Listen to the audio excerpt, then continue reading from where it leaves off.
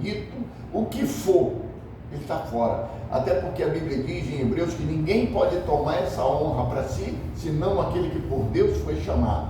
Então é o chamado.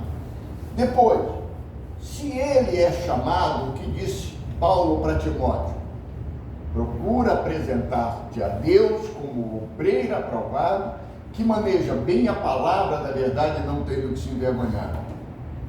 Paulo não serviria para ser pregador no contexto de hoje.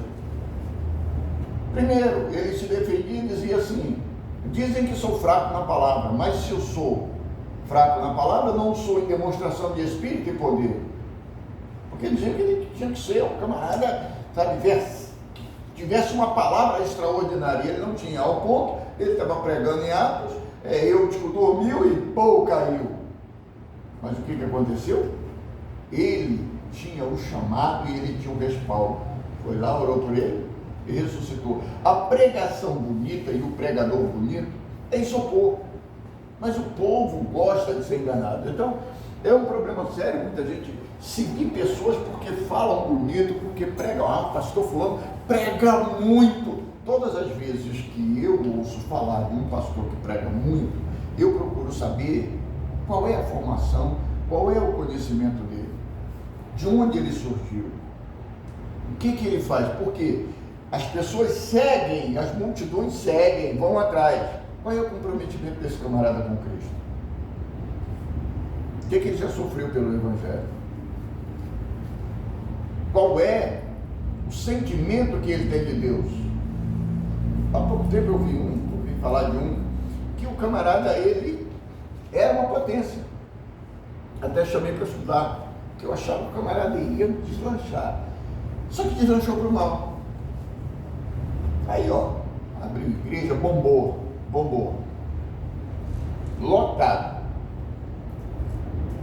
Aí, uma pessoa para mim: poxa, pastor fulano, ele fez um pagode na igreja. Um pagode na igreja. Já não é um negócio legal, né? Fazer um pagode na igreja, porque a igreja não é lugar de pagode, não é verdade? Aí pagode gospel na igreja. Não! Pagode mesmo, do Zeca Pagodinho, desse pessoal todo, e no altar, e todo mundo tocando, todo mundo, um pagode ímpio na igreja. Então, percebam que essas pessoas não têm o comprometimento verdadeiro com Deus, porque a casa de Deus não é uma casa de prostituição. Isso é para ser tocado lá numa casa de prostituição, não no altar da igreja de Deus. Isso é complexo demais, mas pessoas seguem muito isso porque fala bonito, porque fala bem, sabe? Porque tem o dom da oratória, mas não tem o comprometimento nem o chamado. Porque se tem um chamado, não se desvia. Isso é algo que nós temos mesmo de ver, mas em um mundo onde a maioria dos crentes não entendem nada de religião, nada.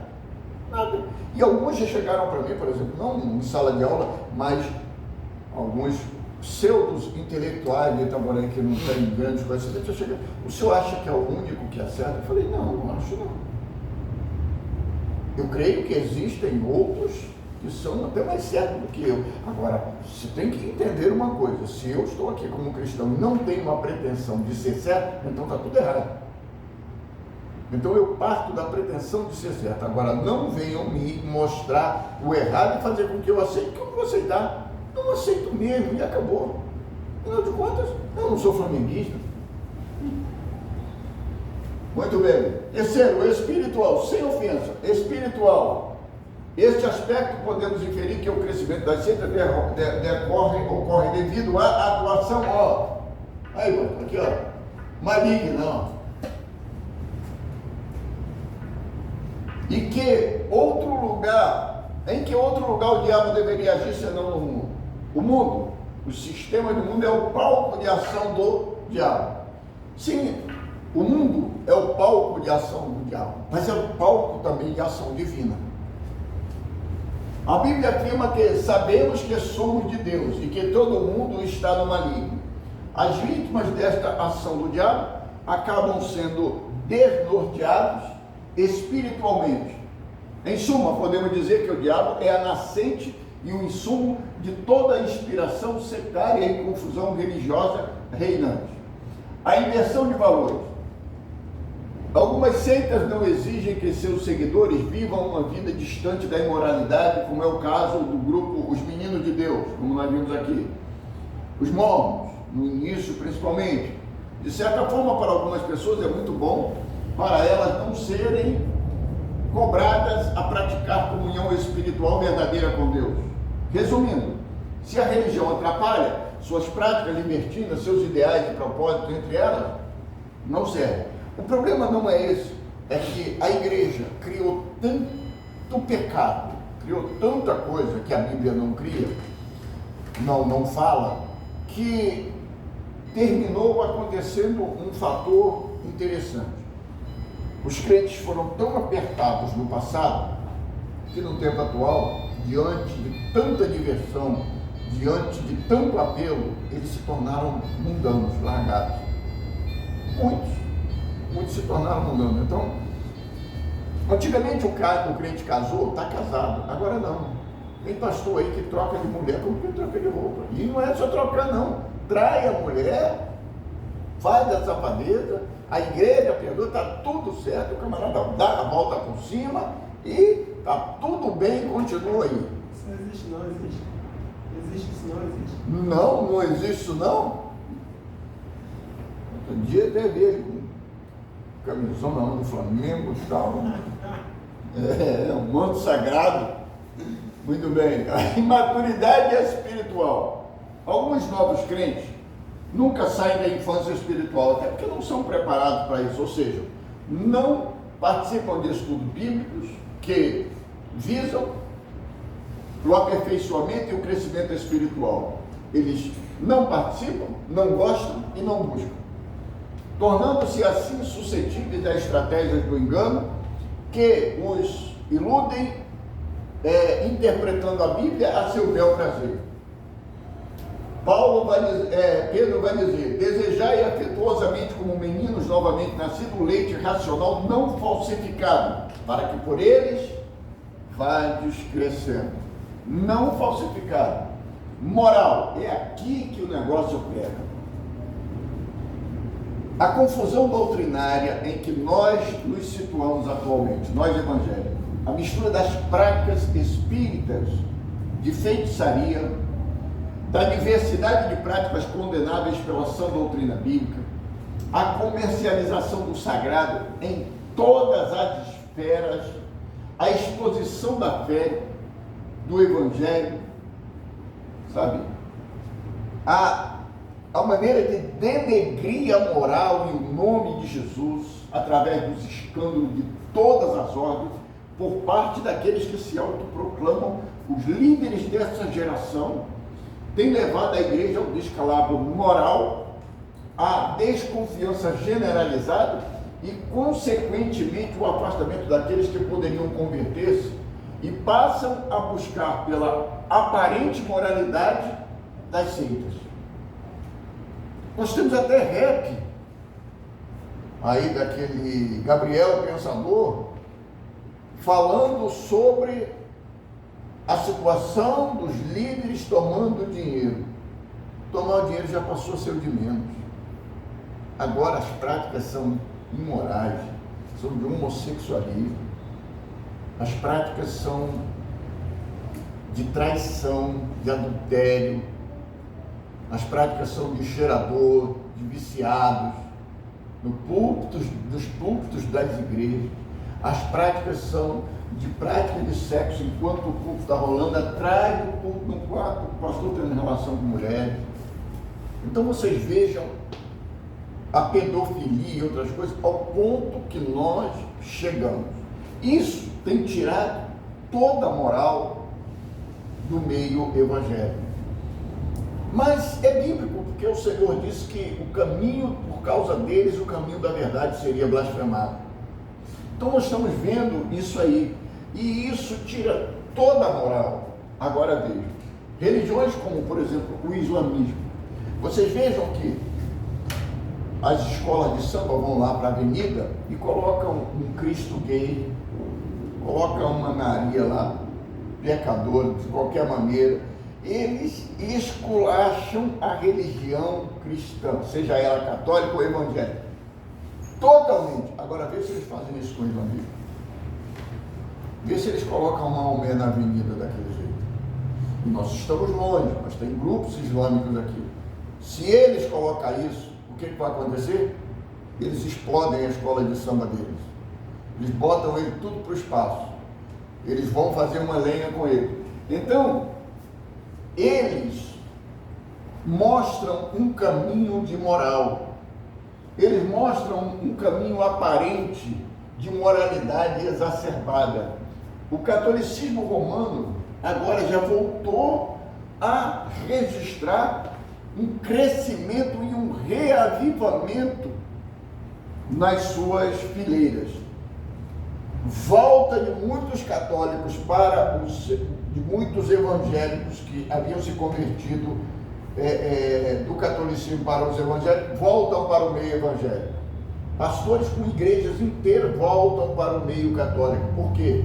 Porque eles acham que no meio católico ainda existe moral. E no meio evangélico não tem mais. Muitos que haviam se convertido ao protestantismo estão voltando aos seus quadros.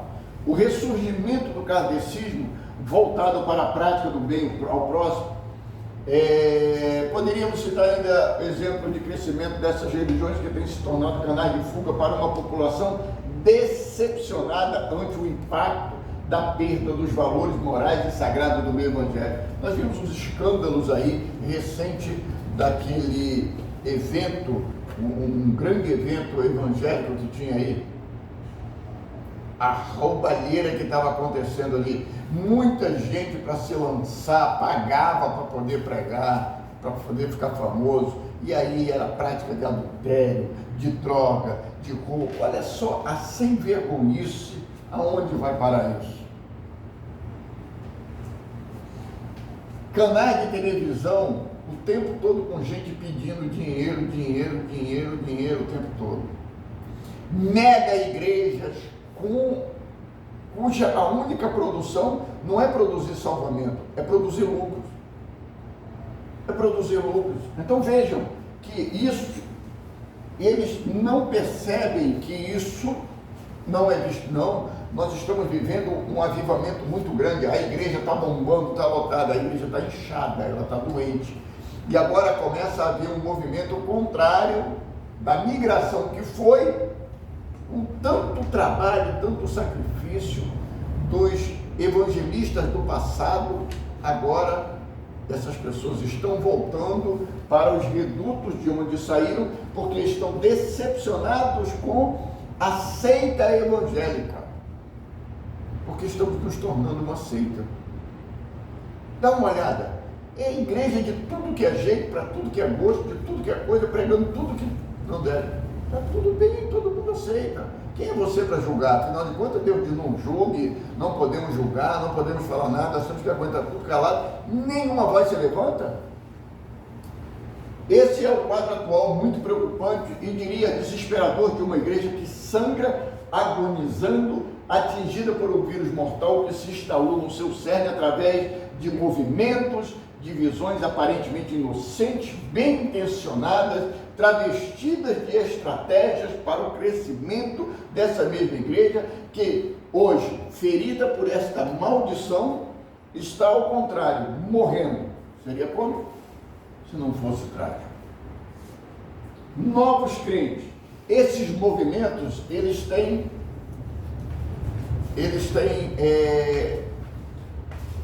gerado um novo tipo de crente. No início nós tínhamos os crentes nominalistas. Nominalistas eram aqueles crentes que se diziam cristãos, evangélicos, mas eles não tinham maiores comprometimentos com a religião. Agora nós temos, olha só, crentes gays, da empresa vermelha, crentes gays, lésbicas, simpatizantes, igrejas evangélicas gays, igrejas evangélicas lésbicas. Mas espera aí, nós não podemos fazer acepção, afinal a época é de inclusão. A sociedade pode ser inclusivista, mas nós estamos falando do organismo chamado igreja. E quando nós estudamos a história da igreja, a igreja nunca trouxe isso em seu bojo. Nunca. O incrível é que o meio evangélico, e aí eu falo novamente para vocês, não foi a reforma um erro? Olha a loucura que nós estamos vivendo. Aonde iniciou isso? Na reforma. Porque nós geramos igrejas bipartidas, nós geramos igrejas se partindo o tempo todo, se dividindo o tempo todo, com todos os seus defeitos. A Igreja Católica Apostólica Romana continua uma. Nós não resolvemos os problemas do catolicismo e criamos uma série de outros problemas. Quando entra o famigerado movimento da Rua Azusa, que eu não tenho nem medo de falar isso, porque sou estudioso das escrituras e da história da igreja. O que aconteceu na Rua Azusa foi o fator determinante para tudo isso que nós estamos vendo aí. Acabou. Ali acabou a igreja de Cristo. A igreja, ela sempre trouxe duas coisas. Cristo é o Senhor da igreja. Concorda? Ele é o Senhor da igreja. Ele é a pedra fundamental. Ele é a base. O que Cristo disse quando, lá em João 14, João 16? Eu vou para o Pai, mas eu vos envio outro, o Espírito Consolador. Ele não falará de si, ele falará de mim. O texto é claro. Ele receberá do que é meu e ele passará para vocês. Ele me glorificará. Muito bem. Cristo assunto aos céus. Inicia logo em Atos dos Apóstolos, capítulo 2, o ministério do Espírito Santo, a igreja fundada em Atos 2, em Atos 11 a igreja recebe o seu nome de batismo, igreja cristã. Em Atos capítulo 15 a igreja se torna autônoma, separada do judaísmo, um órgão autônomo e segue. Então a igreja tem identidade, tem tudo. Quando nós chegamos em 1906, a igreja já chega meia baleada, mas ela chega. Como é que ela chega em 1906? Cristo era o centro do culto. A mensagem da igreja era a salvação. Bom, esses dois pontos aí, ele se arrastou e veio com tudo isso, com todos os problemas da igreja, ele chega até 1906. Quando chega no movimento da Rua Azusa, acontece um fator extraordinário. Cristo sai do centro do culto, entra o Espírito Santo. A mensagem da salvação sai e entra os dons e o poder. Acabou. Não foi isso que foi deixado. O Espírito Santo veio para glorificar a Cristo. Os dons, eles são para a salvação, ajudar na salvação. Tiraram os dois, colocaram duas coisas diferentes. Está aí a loucura que você está vendo aí agora. Todo mundo faz tudo. Nós temos apóstolo, rei, nós temos gente vestido de pano de saco, caminho de sal, nós temos tudo isso, porque pode tudo, porque isso é a ação do Espírito Santo e os dons se manifestam no meio disso. Não está errado. Mas o início foi ali. E mais coisa que muita gente não sabe. Então, ali nós começamos o ponto de contato entre o que chamaram de pentecostalismo e o espiritismo. Começa a loucura. E aí nós estamos vendo aí essa loucura. E agora, nós temos os crentes bruxos. Crente bruxo, vestido de bruxo, praticando bruxaria, porque eles entendem que Jesus era bruxo, que a religião nossa é uma religião que se alinha com a bruxaria. Logo, nós temos agora os grupos de evangélicos bruxos. Olha só, ou bruxos evangélicos. Tudo. Foi quebrado lá. Em 1906 isso quebrou. Mas isso começou lá atrás, em 1517. Crentes nudistas. Não, porque Eva e seu marido andavam nus no paraíso. Então, na realidade, nós temos que andar nus diante de Deus. Isso é a verdadeira religião. Crentes nudistas. Pesquisa, vocês vão achar tudo isso. Crentes não praticantes. Eu sou evangélico, graças a Deus, mas não pratico. Minha fé me basta. Nós temos agora os chamados desigrejados. Eu vou em uma, eu vou na outra, eu vou naquela ali, são chamados crentes migratórios. Não, nós ainda temos aqui os migratórios que não entraram. crente sem igreja, não tem compromisso com a igreja nenhuma. Ele frequenta uma, visita outra, vai na outra, vai na outra. Por quê? Esses fenômenos aqui geraram isso. Crentes sem religião. Não, eu creio em Jesus, mas eu não sou da Assembleia, eu não sou presbiteriano, eu não sou batista, eu não sou nada disso. Eu creio em Jesus, pronto. E nós temos agora os migratórios, que são aqueles crentes que, decepcionados com a fé, estão voltando de onde saíram. Uns estão voltando para o Espiritismo, outros estão voltando para as práticas da Umbanda, Quimbanda, Candomblé, outros estão voltando para o catolicismo, e assim, sucessivamente, isso está ocorrendo em virtude dessas pessoas perceberem que o meio em que eles estão é um engodo, é uma mentira, é uma falácia, não é um meio cristão. Olha que ponto nós chegamos. Chegamos a um ponto realmente complicado da história. Complicado. A religião cristã distribuída no mundo. Distribuição atual das maiores religiões mundiais. Vejam, então nós temos aqui toda essa área em roxo é o cristianismo. Ainda é a maioria. Em toda isso aqui já mudou, porque eu acho que isso aqui é de 2010. Na área verde nós temos o Islã. Só que o Islã já está no Brasil, o Islã já está no continente americano, o Islã já está em parte da Europa, em parte da Ásia e em parte da Europa. Essa aqui é a velha Europa.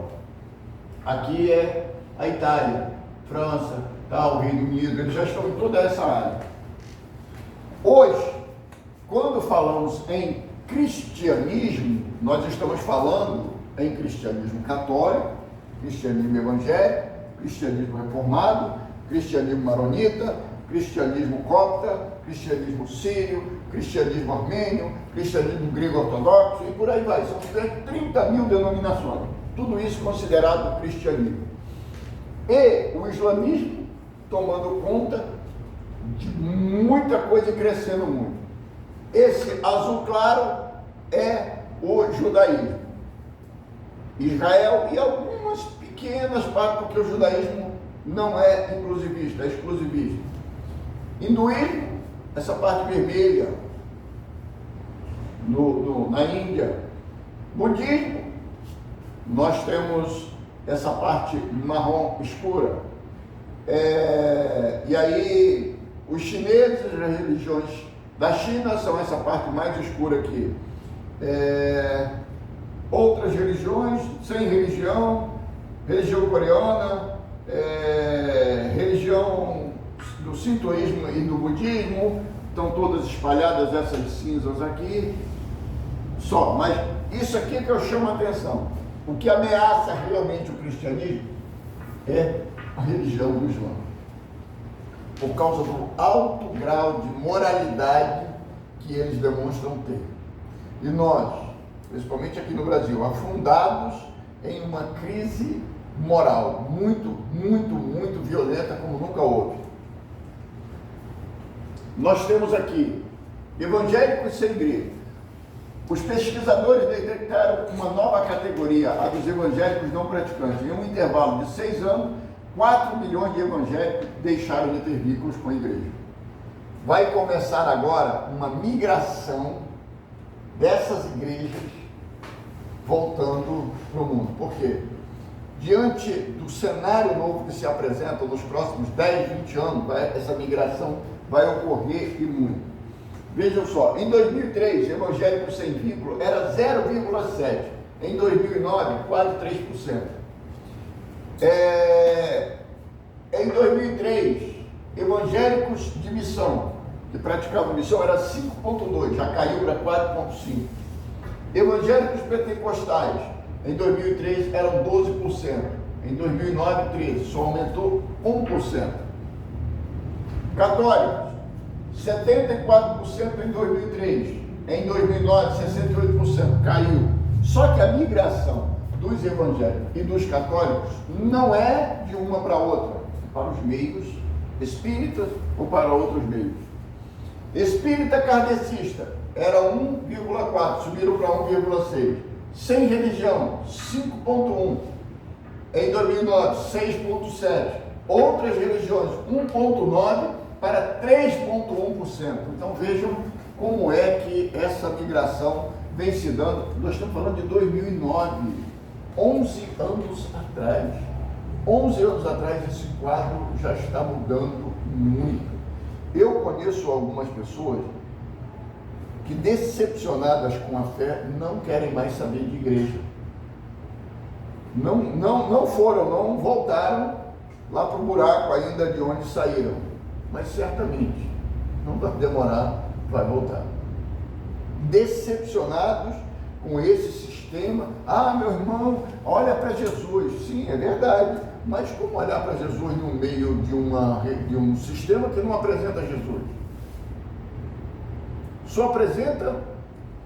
Se o cristianismo ele ainda está de pé,